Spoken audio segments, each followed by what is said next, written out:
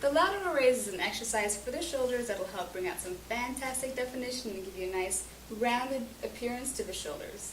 That will help create the appearance of a tiny waist, and who doesn't want that? Here's how we set it up with the bands.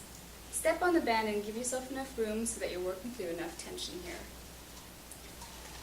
Bring the bands to shoulder level and resist on the way down. Right out to the sides. Again, nice, smooth, controlled motions.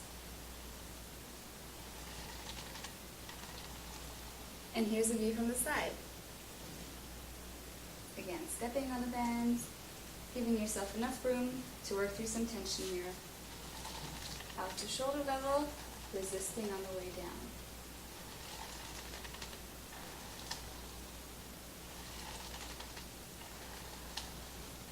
The same move can be done with dumbbells.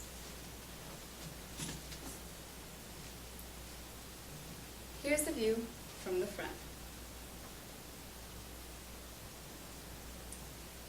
Try to ensure that the wrists stay under the upper arm, stopping at shoulder level. Here's a view from the side.